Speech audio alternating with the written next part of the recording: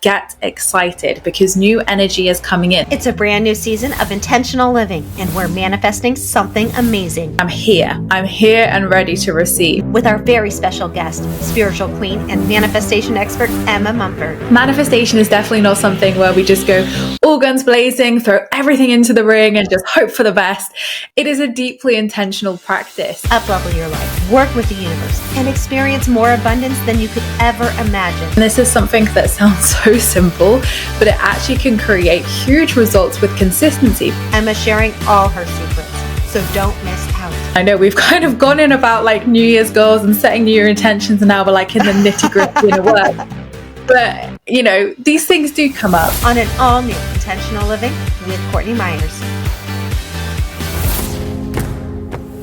Welcome to Intentional Living with Courtney Meyers, a podcast dedicated to those seeking a more fulfilled and purposeful life through thought-provoking conversation, spiritual exploration, and authentic connections. The intentional movement has begun, and if you found yourself here, you are a part of it. Intentional Living with Courtney Meyers starts now.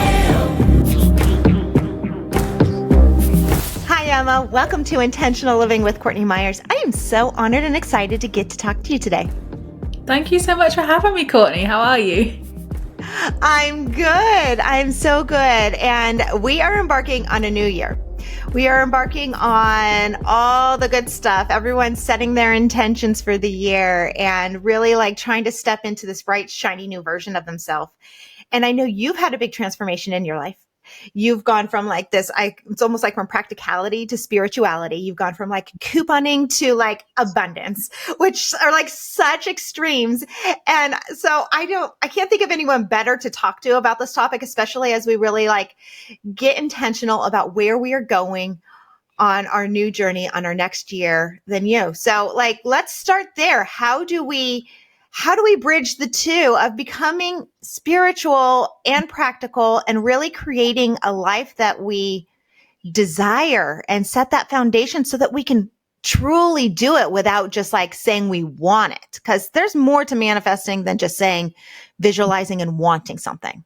Yeah, absolutely. And I think, like you say, bridging the practical side with the spiritual side is so important, because a lot of the time you can have people who are very much in that spiritual side of things and they're meditating, they're visualizing and doing all the great things. But unless they're taking that inspired, aligned action and, you know, putting it into practice, you know, it's just a goal. It's just an idea still. So it is really important, like you say, to have the practical side of it. And I think the best way to kind of introduce everybody to this, obviously it's a perfect time of year at New Year. And I'm sure we're all used to setting goals and setting intentions, or saying, you know, like, I'd really love to have this year, or achieve this, or my New Year's resolution is this. But a lot of the time what I see, and I'm definitely someone who used to feel this as well, is you can feel this almost like New Year overdrive or New Year overwhelm, where by like the 15th of January, you're almost feeling so overwhelmed by this new habit or ritual, or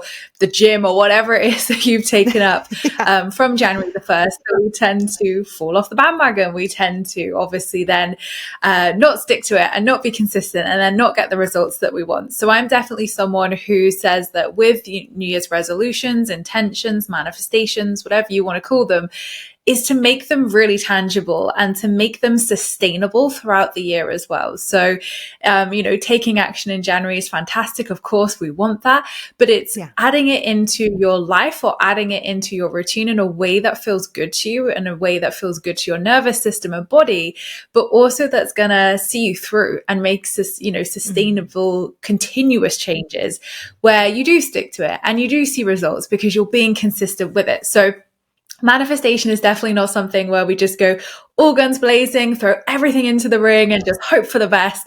It is a deeply intentional practice. And, you know, that starts by asking. So we must ask for what it is that we want to manifest, what we want to experience in our life. And you may have heard of manifestation or the law of attraction. It's a very big buzzword. It's very much spoken about a lot at the moment. But not a lot of people necessarily know the steps or what it takes to manifest. So I do want to kind of break that down in a really practical way.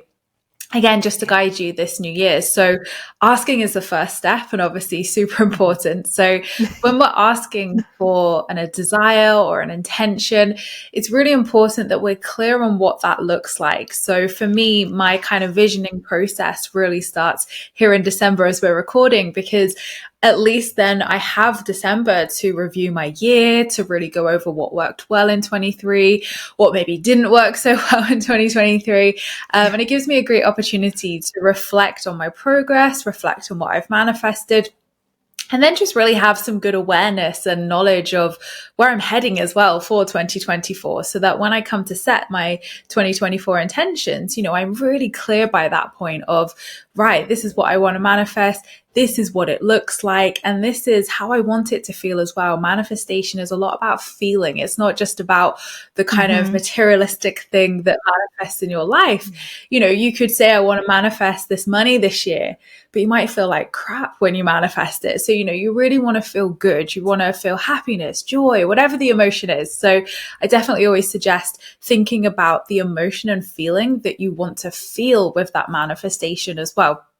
So once you have your desire and what you want to set the intention for, again, there's multiple amazing ways to set these beautiful intentions. You could have a vision board for the year. A lot of people are familiar with vision boards. You could have a goals list. You could write down some intentions, a bit like a shopping list. Scripting is a really fun one as well that I love to do, where you basically script your year into reality. So you imagine the version of yourself from January 2024 writing to the current day version of yourself. Sorry, January 25, that would make sense. January 2025, writing to the current day version of you in January 2024. It's because we're still in 23. I'm getting all my years muddled. And essentially they would write to you and tell you like all the things that happened throughout the year, all the things they've manifested as if they've already happened. So it's almost like a preview into what your 2024 will look like. So that's how I would say taking good action, being really inspired, and having clear clarity on those desires. That's the best way you can set yourself up for success with the new year. I love that. My husband and I actually have a tradition. Every New Year's Eve, we do a vision board. And it's interesting because sometimes, it'll be up on a wall where we look at it, throughout the year. But it does take more than just creating that. There has to be some action behind it. But it is fun when you can look back. I remember, I think it was even before we were like pregnant with our second child, our son. I had like this whole like nursery up because we knew we wanted to have him.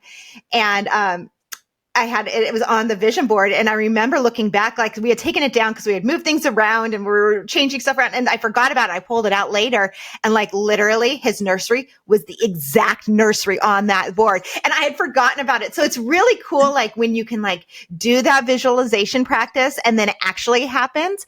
But I also wonder about that action that needs to come behind it. Obviously there's some steps to have that child and to get it ready. There are actions there, but like, how do we create that action and that feeling towards that action for something that might be a little bit bigger or that might feel beyond our reach? I know I love the scripting thing. I actually just had this conversation yesterday with my husband about it too. We were listening to an interview of Jen Gottlieb talking about it, how she writes herself a letter every July or January 31st to the next year. And she scripts her future. Like I'm looking back and all that. And that to me is so huge because I talk about writing a lot on the show. I am a writer. I talk about journaling being such a huge way to manifest. It's my superpower. It's how I manifest a lot. And when you write it down, I think it even takes that vision boarding to another level because it's something about the energy of putting it on the page. Yeah. But what are actions like that we really can do to put us in that feeling? Because that I think is the biggest key that we are missing. We think that we can just dream it or want it or put it out there and then the universe is going to deliver. But I call it intentional action. We have to take intentional action towards it. How do we do that? Yeah, absolutely. And manifestation is a co-creation process. So you go 50% of the way and the universe makes you 50% of the way. So I think a lot of the time, like you say, people just kind of think, well, I've done the vision board ever. I've put it up on my wall. I look at it every day. The 6 months has passed and nothing's manifested. And or maybe like one thing manifested in the beginning. And now it's kind of like been a while and nothing's manifested. So there's multiple things and multiple ways it can kind of ironically manifest in people's lives. But vision boards especially, they're kind of like the first thing that people come across with manifesting. And I think rightly so, because they're so much fun and they're a great tool to get started with. But a vision board it very much holds the energy of long term. And I think people want to see those manifestations like that, right? And I don't blame you. So do I. So what I found is that actually we need to really break those goals down into monthly manageable manifestations. So if you want to manifest regularly, you need to be setting intentions regularly. If you don't ask, you don't get, basically. So what I tend to do with the bigger goals is I break them down into quarterly goals or monthly goals. And essentially I say, right, what's one thing I can do this month, or something that I can manifest this month to get me closer to that goal? So money is a great example with this one. If you had a big goal of manifesting like a £40,000 deposit or something like that, or £20,000 home renovation, something like that, you would break it down into monthly manageable manifestations. So if you needed £10,000 in 10 months, for example, and your deadline was 10 months, that's £1,000 or dollars you needed to manifest each month to hit that goal. So instantly you take the pressure off this, what would maybe feel like a big goal, or maybe unachievable, or maybe even a bit scary if you haven't manifested something like that before. And you take this pressure off just by saying it's only £1,000 a month, that's it. And how much lighter does that feel just by breaking it down? And we haven't done anything magical, we haven't done anything sort of anything to make it different. It's literally just breaking it down. So it may not be money that you want to manifest, but if it's a career, for example, or a job change, or your dream career, what can you do this month to take some action towards that? Is that start to make sure that your CV or resume is up to date? Is that, start looking for those jobs and putting yourself out there? Is it buying the outfit for that interview that you're going to go on? If you want to manifest a house, is it starting to look on, property websites and seeing what's out there? So it's about putting yourself in the field of opportunity and possibility. And this is my third step in my 5-step manifesting process of trust. Because this is where we really meet the universe halfway. We've asked, and then we would have gone through step 2, believe, which is about mindset, going through the internal world, looking at any beliefs, resistance, or blocks. So you would have gone through that by that point, hopefully. And then step 3 is really where we put ourselves in that field of opportunity and possibility. So we've got to be in it to win it, right? And like you said at the beginning, with your child, you obviously knew the steps to try and make that happen. But it's like with the lottery. Some people will say, I want to win the lottery, Emma. And I'm like, okay, great. How often do you play? Oh, no, I don't enter the lottery. And I'm like, well, how do you expect to win the lottery if you don't even have a ticket, right? So it's about, not being, I call them 90% manifestors and 10% manifestors. So your 10%ers are the ones who are not playing the lottery, but are going to win the lottery. And then you've got your 90% manifestors, which is what I definitely fell into previously, where we basically control everything. We want to make it happen. We are going to make it happen. We're like doing all the steps, all the actions. We're basically forcing ourselves in there to make it happen. And neither works in the co-creation process, because neither is at 50%. So there's nothing wrong with whatever end of the scale that you're on. It's actually a great wake-up call and awareness, because you can think, right, how can I take some inspiration from the 10%ers if I am a 90%er? How can I be more laid back? How can I step back and allow myself to receive more? And the 10%ers can say, well, actually, what are the 90%ers doing? Oh, they're taking action. Okay, maybe there's something that I could take from them that would help me to meet the universe halfway. So I always like to see it like a bit like a dance, where you're kind of dancing in between with the universe. And it is that kind of intuitive dance where you realize, okay, I've gone my 50% of the way. I'm in that field of opportunity and possibility. I'm trusting in the process. I'm trusting in that divine timing. And I'm here and ready to receive. So it is true, the saying of, you've got to be in it to win it. Well, you have to also, I think that's a huge part of it, is we have to open ourselves up to receive, because I'm right there with you in that 90%er. I'm just like trying to do. And it's like, it's almost like you're just like that needy friend, or you're forcing it. That energy is not going to attract, if we're going to go into the whole concept of like the law of attraction. And it's like, it's almost telling the universe, you don't trust the universe to meet you halfway. And so it's not going to, but there's a lot that that goes into trusting that these things are going to come, especially like you're talking about. Manifestations are usually, not always, but usually like bigger scale. We're not usually going around saying, oh, I'm going to manifest going on a dinner date tonight. It's like, okay, I'm going to manifest the love of my life. There's a big difference there. So I love that you can break it down into points so that you can just hit these little marks. It's almost like little mini goals. But also, we did skip over, like you said, that second step is like being in the state of actually believing you can have this stuff. There's so much there. If we go back to something like money, scarcity or limiting beliefs or lack is something that lies within you that you cannot necessarily just say, oh, I'm over this, or I don't believe that way. It is so deeply rooted in us. How do we start to heal those things so that we can put ourselves on that same frequency to attract and to allow and to even trust? Because, if you don't believe you deserve something, or you're coming from such a scarcity mindset, it's really hard to trust that it's going to be delivered to you, even if you're just doing your 50%. Yeah, absolutely. You're so right. And, this was something that I really discovered on my manifesting journey. So I found out about the law of attraction about 7 years ago now. And at that point, I had depression. I felt suicidal. I didn't know how to love myself, like a completely different person and place where I am now, of course.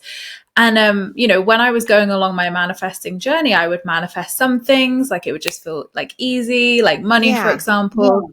But my love life, very, very different. Like the results were very different because my mindset and my beliefs and my trauma and the resistance there was very polar opposite to like money, for example. So every single person, every single human being has limiting beliefs, fears, and blocks. We all carry them around with us. And we develop these from a very young age, from ages 0 to 7, traditionally or normally, because our brains are essentially like sponges. And we're basically going around from those ages saying, yes, yes, yes. So how our parents interact with money, we're going, ooh, that's how money is. How our parents and caregivers react, act with love and relationships. Oh, that's how a relationship should look. So we're kind of like absorbing all these things from our caregivers, our parents, our family, or even schools, our friendships at that age. And then by the age of 7, we kind of have these core beliefs and patterns. And it's not exclusive, obviously. Great. It's fantastic that we have neuroplasticity because it means that we can change these beliefs up until our absolute last breath. So we're not stuck with these, but obviously it's important that we can have awareness of, okay, I do have that belief around money, or I do have that block around relationships. And these limiting beliefs, fears, and patterns that we pick up will then start to project out into our experiences. So this is why you might hear people say, oh, you manifested it because that's the belief you have. And I think I don't personally agree with that law of attraction teaching because I think it's quite harmful. I think it's quite toxic positivity. And I think it also then pushes people into this like blame and victim mentality where they're like, oh, this really awful thing happened to me. I must have manifested it. And I just want to say to people, maybe you did, maybe you didn't. The world is so much more complex than that. Yeah. And the universe has 7 energetic laws of the universe. The law of attraction is one of 7. There's a law of polarity. There's so many different energetic laws that contribute to our experiences here on earth, whether that's a soul contract, whether that's whatever. I don't think we're ever meant to know all the intricacies of how the universe works and how our lives pan out. And I think when we fall into that trap of blaming ourselves for something happening and saying, well, I manifested it to myself, we're never going to get out of that place where we can change that belief because we're just going to fear it happening again. And it is a fearful place to be because if you're worried like something bad happened, like maybe some debt or some bad money management, and then you're like, well, I manifested that to me because of my money mindset. You're going to go around fearing it happening again. And then it probably will just keep manifesting in different ways because that's the energy and vibration that you're carrying. So take the blame off yourself. What is for you can never pass you by. And having the awareness of, okay, what energy and what vibration am I putting towards my money, my relationships? That is taking that self-accountability and that ownership to be like, well, that's maybe how I felt about money up until this point, but I can change that too. So you might find that your relationship with money reflects one of your parents. This is very something common that I see, where I say to my clients, right, think about your mom's relationship with money, or your caregivers, or your dad's. And they're like, oh my gosh, yes, I reflect my mom so much. And this is how those patterns really start to kind of project out into our life as an adult and, moving forwards. So any patterns or beliefs, we're going to carry those through each relationship, like I was, or through each circumstance, until we learn the lesson, but also until we have that awareness to change the story and change the belief that's there. And how we can do that, I mean, I have lots of tools on my YouTube and in my books to really help you get to the root of it. It's not like a sort of one shoe fits all kind of exercise that I can give that's going to help everybody uncover it instantly. So the books obviously do help you with that in various ways. But essentially, it's about uncovering what that root block is, or that root belief, and then essentially changing that. And affirmations are great. Affirmations are a great way to start that process. But I wouldn't say that affirmations are the be all and end all to really change those deep rooted, ingrained beliefs, because they're going to need a little bit more work. They're going to need a little bit more cognitive help with that. So there's lots of different ways that you can start to change that. But I'm going to use money as an example. A great way to start to shift your money relationship is to write down your current relationship with money. So what does that look like? You might say that you can't save enough, or that you always feel skint, or that, like whatever the story is, just write down any words or, things that you describe money, or you describe your relationship with money, or things you hear yourself saying to other people about money. Yeah. Write it all down. And then on the next page, flip it. So if you're writing down that you're bad at saving money, you can put, I'm good at saving money. If you feel like you're going paycheck to paycheck, you could say that I always have enough money and I'm saving abundantly as well, or something. So you flip the statements into what you do want. And then burn the list of the things that is the current relationship to kind of signify that letting go and you're releasing it. And then, commit to embodying that new list of the positive statements. So every time you feel yourself going to say that you're skint, or going to say that you can't afford that, use the new vocabulary, use the new language. And this is something that sounds so simple, but it actually can create huge results with consistency, because as we know, it takes 21 days to change a habit, change a thought pattern. So if you did that for 21 days, by that third week, the first week will probably feel quite forced. You might forget, but by that third week, if you stick to it, it's going to feel so much more natural, and your subconscious mind, but that's what you're doing. You're rewiring the subconscious. It's then going to think, oh yeah, of course that's true. Of course I'm good at saving money, because you've said it and you're affirming it.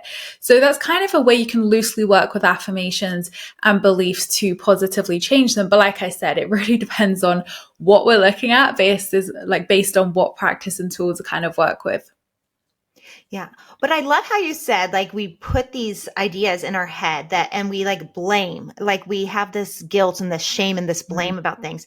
I feel like that goes around a lot right now. It's like we blame generational curses, or we want to blame this or that. Like, that's a really hot topic right now, I think, is to put the blame outside of us.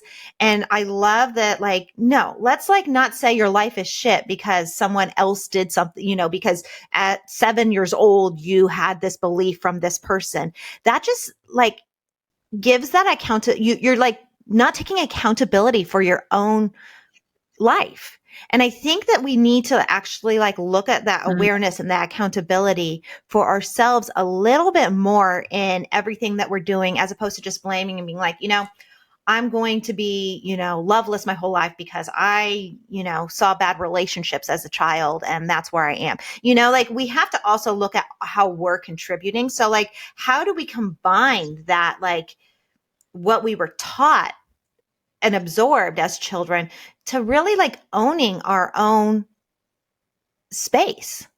And I think it's how you look at it. And I want to add to what you were just saying there, because When we're talking about like a relationship with money, absolutely, we have to look at our input into that as well. But, you know, if anybody's listening who's gone through something deeply traumatic or abuse, for example, as a child, you know, they have not manifested that to themselves. And I don't believe they should take accountability for that instance, but they can take an awareness for how they are now and say, well, that sucked and that happened and I didn't choose for that to happen, but I'm in control of who I am now and how, you know, the actions and processes and, you know, how I show up to life now. So absolutely, it's not about kind of sitting in that, you know, in that pit of saying, well, that happened to me as a child and then that happened in my relationship, so I'm just going to sit here and do nothing. Like, I could have easily have done that in my life for sure. And I think as well, you know, with the ancestral trauma and generational trauma, it gives you good insights. Like, it really helped me to understand more about myself and more about my family dynamics. So I think there's very useful things we can learn from that, but it's not about holding everything on that. And it's not about saying, you know, again, it's like the circumstances we're born into, society, there's so many different things that, you know, result to where we are in life and, you know, result into the limiting beliefs and patterns that we have. So it's really about taking all that information and saying, right, here's the information, here's the circumstances that I've been brought up in, here's everything that's contributed to my life here and now.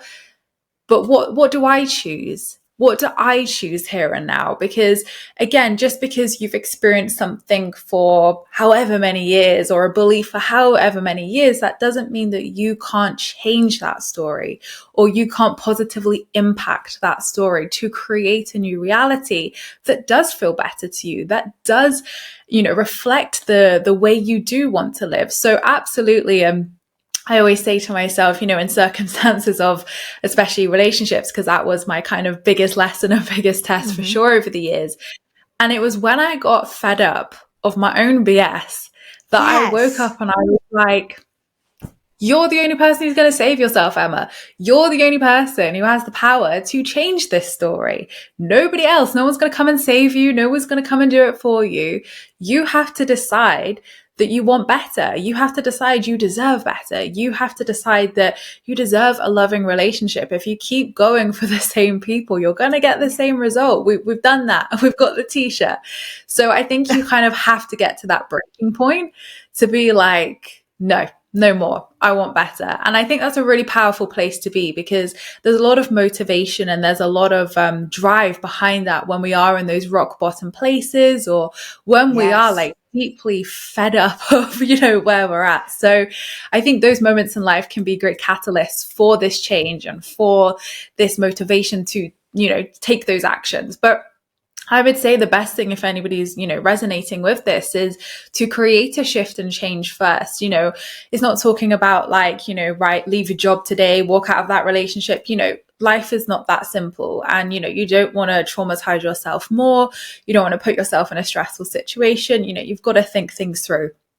But just creating a small shift and change of something that you can do today. So if you know that, for instance, you've been eating really sugary things recently and you're saying, well, if I want that good skin or I want to feel good in my body, but I'm kind of sabotaging myself every day by eating that sugary snack that I really love and I've got into a habit with it, you know, just making that conscious choice of like, right, tomorrow I'm not going to have that treat or I'm not going to have that.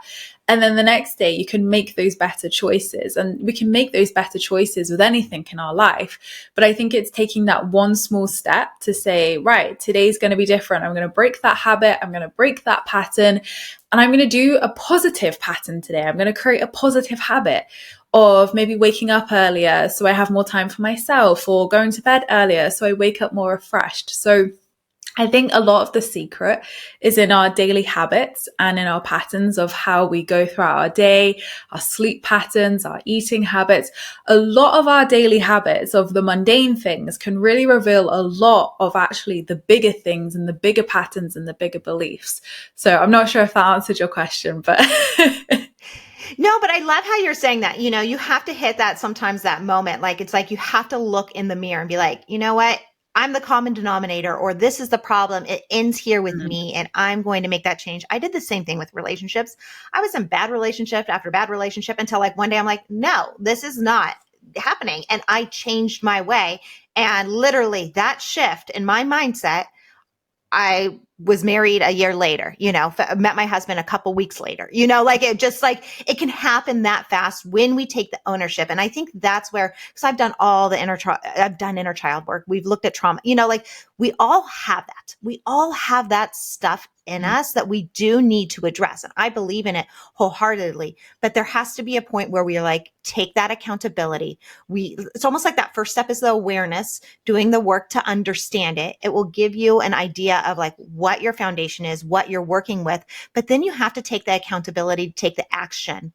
So you can move forward and move past it and not allow that to just consume you and be your story. Because I think so many people do kind of throw their hands up and be like, well, this happened to me, so this is my destiny, and I mean, even going back to like you were talking about soul contracts, like I love the concept of soul contracts sometimes. And I'm not talking about abuse or anything physical that's happened to you. That's on a different level, I think. But sometimes we have to think about it. It's like we chose this path for a reason. We need to maybe look at some of these stories that we've told ourselves or things that we've dealt with in our childhood, through adulthood, whatever, as tools to help us move forward into the version of us that we know we can be, that version of us that we want to manifest. And I think if maybe we can reframe our thought process into thinking of like all these things that we want to victimize as tools, maybe that can help us shift our reality. And, I think anybody who's going through the trenches of life, as I call it right now, are probably going to think, well, that's easy for you and Courtney to say, like really easy, but you have to honor where you are. Like if you're in the trenches of life, it's probably going to suck right now. It's probably going to be really hard. It's going to suck. And you've got to honor those emotions and feelings, because if you bypass that or you try to suppress it, it's only going to come up in another area. It's only going to come up again. So I think it is super important to really honor the emotions and honor what season of your life you are in right now. Because yes, probably hindsight is not a beautiful thing right now, because you're not going to be able to see the bigger picture or the bigger reason why, or, why anything happens in that moment, because you're so focused on, well, I'm feeling this grief, or I'm feeling this loss, or I'm feeling whatever the emotion is. And all of that's valid, of course, like feel it, heal it 100%. But with time and with perspective, you will be able to look back. And I look back on some of the most hardest things that I've experienced in my life. And I think, God, at the time, I really wanted to give up. I really wanted to give up my faith, give up the belief in the universe, because why would these things happen? But with time and with healing and with acceptance, I was able to then look at the bigger picture and think, okay, well, that sucked. And maybe I didn't deserve that happening to me. No one does. But ultimately, I wouldn't be the person that I am today if I hadn't have gone through that. And that would be a great shame, that I wouldn't be the person I am today, experiencing all the abundance that I'm experiencing. So yeah, I think, all of us have these experiences and all of us can relate to this in some way, but it's looking at the season of the life you're in and not trying to avoid those uncomfortable feelings or avoid that inner work, because although it can feel heavy and it can feel dense sometimes, like, believe me, I know, it can unlock the most beautiful abundance for you and a life that maybe you couldn't have even imagined before. Like for me, when I was in kind of the pit of my depression and at the real rock bottom of my life, and I've been there multiple times, like, I would never have imagined that I would be sat here now having this conversation with you on a podcast, teaching the law of attraction, living with my partner, have bought our first beautiful home together with my beautiful dog. Never, would not have said that to you at all. But ultimately, now I can see, right, well, you've gone from that place to this place through that hard work and determination and through that willingness to look internally. And actually the results and the abundance that comes to me from that is far greater than I ever could have imagined. So it is worth doing. It's not necessarily the most easiest of journeys. I know we've kind of gone in about like New Year's goals and setting New Year intentions, and now we're like in the nitty gritty in a work. But these things do come up, and not everybody's inner work journey is going to look at like what we've said here. It could literally be a few minor beliefs and that's it, and the abundance flows. But for anybody who has been trying to manifest something maybe a bit bigger, a bit more important to them, and these blocks have been coming up, then yeah, absolutely, like this work can really help you to shift those big beliefs and clear the way of resistance to align with that abundance. Yeah. Well, and even like you're saying, anyone listening to us, oh, it's easy for you to say. Maybe it is easy for us to say, but actually, like, if we're being honest, we are all going through something at some point in our life. Like, we don't know each other on a personal level on that. I don't know what you're going through. You might be struggling with something. I'm struggling with something. Like, we're all struggling with something, no matter how shiny things look on the outside. I had this conversation the other day at, dance class with my daughter, like 3 months. It's like, it opened up this door for us all to get vulnerable with one another and share. And like, it looked from the outside, everyone looks like they have everything together. And like all three of us going through extremely different things, but extremely real and extremely hard things. And I think that we need to have that grace. Like you said, we need to embrace that. And sometimes we don't actually even see the light out at the end of the tunnel. Like, you might be in the middle of it. And so it might be saying like, yeah, it's easy for you to say that this is going to happen. Well, that's where we really have to pull back into our faith. Even in the times when you said like you wanted to give up on it, like, we have to know. And I think that's what can get us out of those positions, is just having a strong belief that, and I think it helps me in those moments. Like, this is an experience that I need to have. This is an experience that is going to strengthen me, and I'm going to learn and grow. Does it suck? Yeah. Do I know that this sucks? Do I want to be out of it? Do I want to do everything in my power to change it? 1,000%. But I also need to learn to ride that roller coaster and embrace it. And that's where I think it becomes hard with things like manifesting, because we're not really ever trying to manifest like difficulty or negative things in our life. So when you are in those like harder moments, manifesting something great, it seems like a big jump to get those feelings to shift into the positive, yet also honor where you are and what you're going through. So I love how you said that, these little steps along the way can help, because it can just lift your mood. And I think it's really important also in your day to give yourself grace in your day to feel however you're going to feel in that day, in that moment. It's going to be constantly shifting. No matter how great things are for you or me right now, we may have a horrible day tomorrow, and that's okay. Yeah, it's honoring that process. Like, a lot of the time in the law of attraction sphere, it's kind of like, you must be positive, you must have positive vibes. And if you're negative, bad things are going to happen. And it's that scaremongering again, where like, if someone tells you that, you're going to instantly think bad thoughts, because that's how our brains are wired. Like, our subconscious mind and I believe the inner critic, the ego, is also our inner child. It's almost like if you tell a child not to do something, they're always just going to be like, well, I'm going to do it then. I'm going to touch it. Yeah. It's like, don't think about the color blue. And then they're going to think, oh God, I'm thinking about the color blue. So, I just want to say that we do not live in a world of instantaneous manifestation. Thank God. If we did, we'd have all sorts of chaos, pink elephants everywhere, and it would just be chaos, right? We manifest who we are or what we are. We manifest through frequency and vibration. And although they say with manifestation that your words and your thoughts create your reality, and I do believe that, I believe energy trumps all. And actually who you are and the energy and frequency that you're vibrating is, on a consistent basis, is what you manifest into your life. So if you're having a bad day, no, that's not going to attract bad things to you. Definitely not. You're allowed to have a bad day. The law of polarity, what I mentioned earlier, is all about opposites. It's all about the polarity. So without the yin and the yang, without the dark, the light, without those bad days, we wouldn't know what a good day is. And, it's almost flows into that cyclical living as well, of like in winter, we can feel more restful and we can feel more inwards. And, it's almost like when you're having a bad day, you're more in that winter energy. Nothing bad happens. You honor that winter to be able to go back into spring, to go back into summer and feel that full expression of joy and abundance and happiness again. So I really feel like we need those bad days to, give us that reset, give us that internal moment to reflect and slow down and pause, because we can learn so much in those bad days that really help us to truly appreciate those good days. So give yourself permission to have an off day. Give yourself permission to have a bad day if you need to. Like, nothing bad's going to happen. You're not going to manifest anything bad. It's your consistent vibration. And I find as well, when I used to follow those old school teachings, I would feel so frustrated. Those voices would get louder in my head. The thoughts would get louder. it'll be more persistent, and it would just be like I'm fighting against this current of like, Yes. I must be positive, I must be positive. And it's draining and it's exhausting to fight against that. But when I learned to listen to my body and listen to my emotions and honor them, they flowed through me so much quicker, meaning that I was able to get back to that high vibrational and happy place so much quicker and authentically, rather than faking it until I make it, but then feeling rubbish while I'm trying to be like, I'm positive.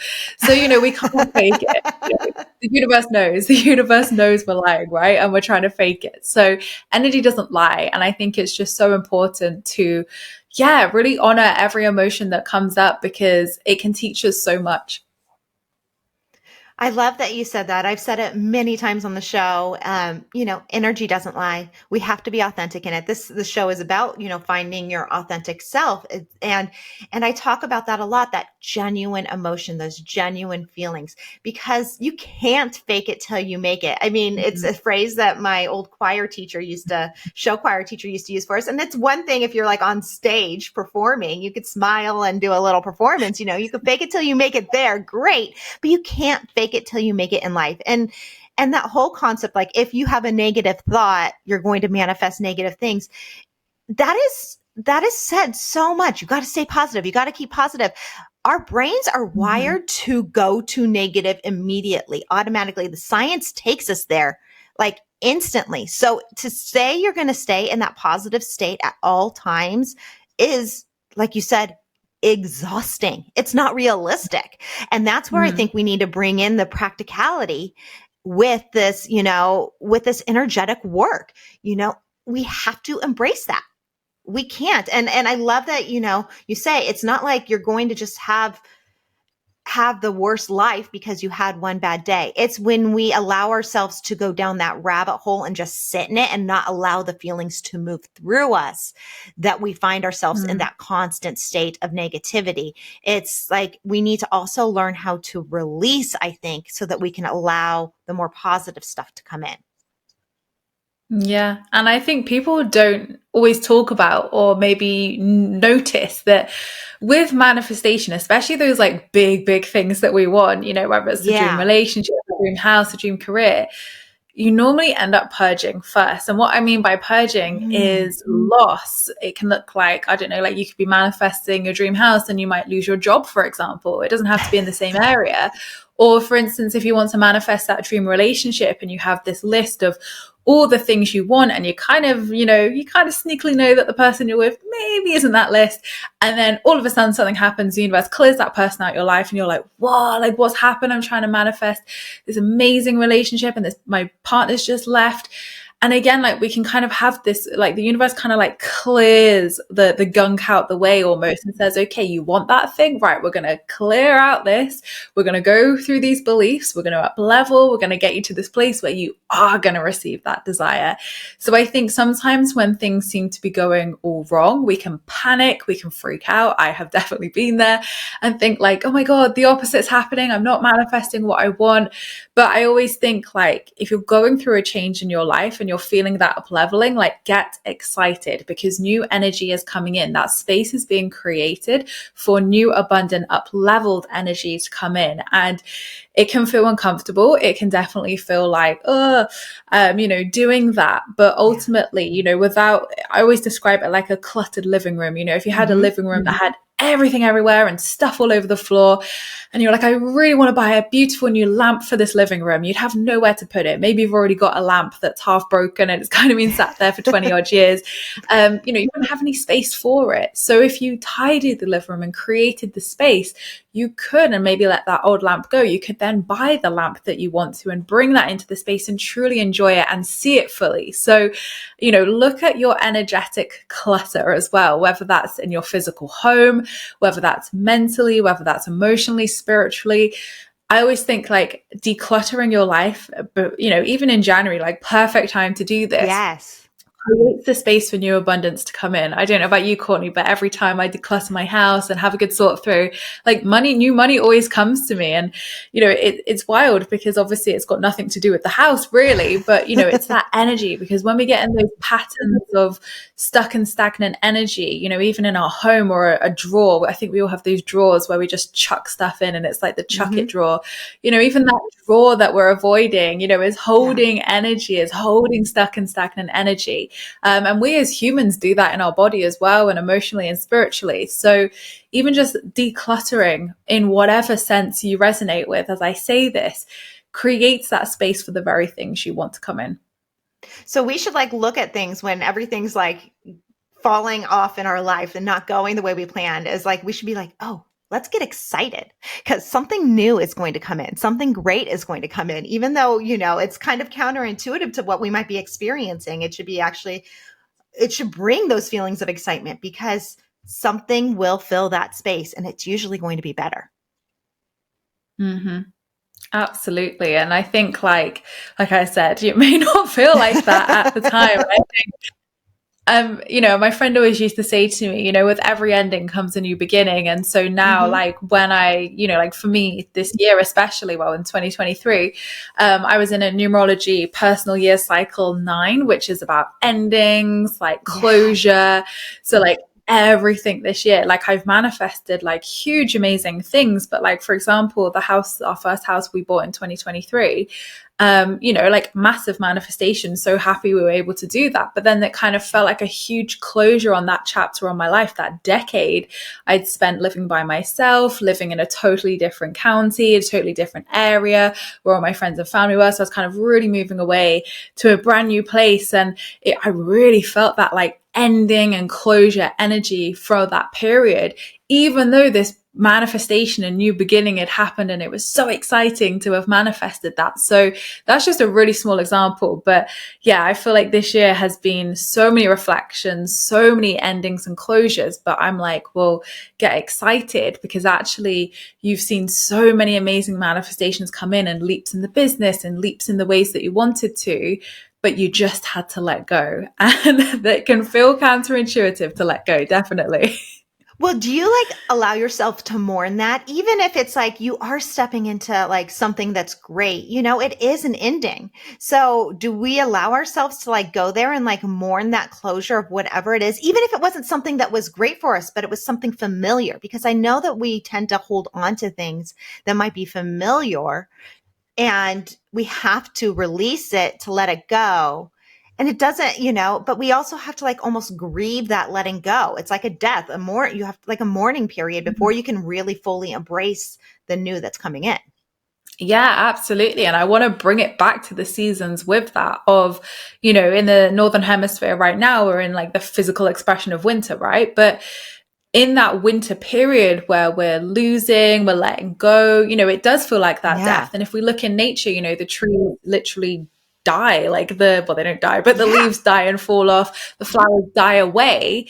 And we're oh gosh, everything's died in nature. But actually it's just sleeping. It's just resting. It's let go. And autumn teaches us how beautiful it is to let things go with the colors and the leaves. And, autumn's a lot of people's favorite time of year, even though it is a full season of letting go. And we feel that energy in our own lives as we journey through autumn in the outer experience. And then in winter, obviously things have died away by this point. Nature is resting. So although when we look in nature, we think that it's not doing anything, we think that it's just bare and dead and there's, death energy there. Actually, what's happening under the surface is that the soil is replenishing itself. The soil is giving itself nutrients. We plant bulbs, we plant flowers in winter, and the soil is nurturing and resting so that it can supercharge those seeds or bulbs that come spring, those blossoms, those new flowers, those manifestations come. So I think we can actually take away a lot from nature with this kind of death-rebirth cycle of everything is a cycle. Like I said, with those personal year numerologies, it's the end of that year 9 cycle for me. So 2024 is a year 1, meaning I've got that reset of energy. And we go through so many cycles in life, daily, hourly. If you're a woman who menstruates, we go through a cycle every month. There are so many cycles in our life, but as humans, because like you say, we're programmed to love habit, love routine, cling on to things, attach to things. We're literally wired to attach to things in life as human beings, that when this death rebirth cycle happens in a job or in a relationship or wherever, maybe it's the death of a friendship or something, we feel this loss, we feel this grief, and rightly so, honor those feelings. Like, absolutely, we should feel those feelings, because I always see grief as it was proof that we loved. And if we didn't love or care about things, we wouldn't feel that deep sadness or that grief. So I think it's absolutely, even if it's something so small and minor, like for me this year of uploading a certain amount of videos to YouTube. I know that sounds so silly, but I'd done it for 10 years solid. That's how ingrained that habit was, that it was really hard for me to take a step back over the summer and upload nothing for 2 months. And I felt that grief. I felt like, oh my God, I really miss it. I loved doing it. I really love creating those videos. But through that grief, it opened the door for that realignment of, well, I don't have to give up YouTube. I just need to do it differently and infuse that new energy into it. So sometimes that kind of dying off process doesn't have to look like that thing being completely removed.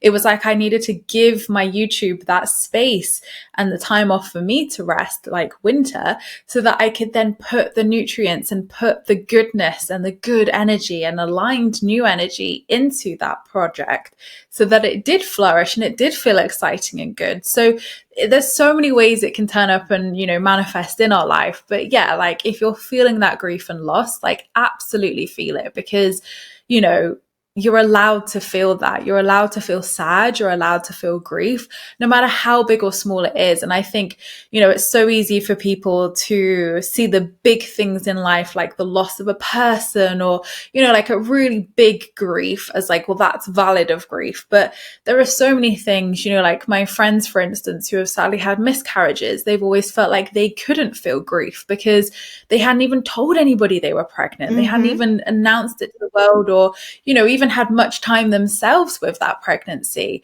But every grief is valid. Living grief as well is another form of grief that we don't talk about, of dreams that were never pursued, the way we thought our life was going to go, but actually it went a whole different way. So living grief is, again, something that's not spoken about a lot, but absolutely we can feel all forms of grief, for a magnitude of different things. And, honoring that almost dying off process or that loss, again, helps us to be in that winter energy to then blossom again come spring. I love thinking of it like that. And I love thinking of our life as seasons, because, then we can really fully allow ourselves to embrace whatever emotions we have and let it go. And the fact that, that grief or that letting go process is the fertilizer for the rebirth of what is to come. So it doesn't mean, I think that is such a beautiful metaphor for it. And if we can really treat our life that way, because let's think about it. We are actually beings made up of nature as well. So why wouldn't we experience what nature is experiencing? It only makes sense. So it is, and there's just so many different lessons we can learn. And it is such a grounding force, everything about it. We want to raise our frequency, we go outside. So we need to actually bring those aspects of what happens in nature into our daily living process in our life. And it can give us a little bit more maybe of a roadmap of how to walk through whatever we're going through, so that we can really start to plant the seeds for these manifestations and the life that we want to live. Absolutely. And, without the autumn, the letting go, without the winter of the dying off, nature wouldn't be able to bloom in the magnificent ways it does in spring and summer. We wouldn't have all those vibrant, amazing colors of flowers and the greenery and all the abundance that, literally magnifies in nature during spring and summer. So yeah, it is that polarity, it is that cyclical living and seasons reminding of, without the bad days, without that winter, we wouldn't truly be able to have that embodiment of the summer, the sunshine, the happiness, the manifestation. I love it. Well, thank you so much, Emma. How do we follow along with you? Where do we get your books? How do we learn and work with you and all that good stuff? Yes, so if you want to come and learn more about the law of attraction, then I've mentioned my YouTube already, but I have a YouTube. I have a podcast, Spiritual Queen's Badass Podcast. You can find me on all social media channels at I am Emma Mumford, and my website is emmamumford.co.uk as well. And I've got a couple of books out. I've got Positively Wealthy, which is kind of like, I would say, the best beginner starter book, where you can do a fun 33-day manifesting challenge to manifest sustainable and wealth in all areas of your life. Hurt, Healing, Healed, if you've kind of resonated more with the grieving, the loss, the death, rebirth, the seasons, the cycles, the inner work, I would say that book is definitely more appropriate for you if you're in that stage of manifesting. So that book helps you to release limiting beliefs, fears, and blocks to supercharge your desires. So yeah, you can go and get those from anywhere that sells books worldwide. Thank you so much. And I hope you have a wonderful new year. And I really appreciate you taking the time to talk to me today. Thank you so much for having me, Courtney. I've loved it. And that's it for today's Intentional Living with Courtney Meyers. Thank you so much for listening. And thank you, Emma Mumford, for joining me in such a great conversation all about manifesting, letting go, and embracing the season of life you are in. If you want to work with Emma or get any of her books, I'll put all the information in the show notes below.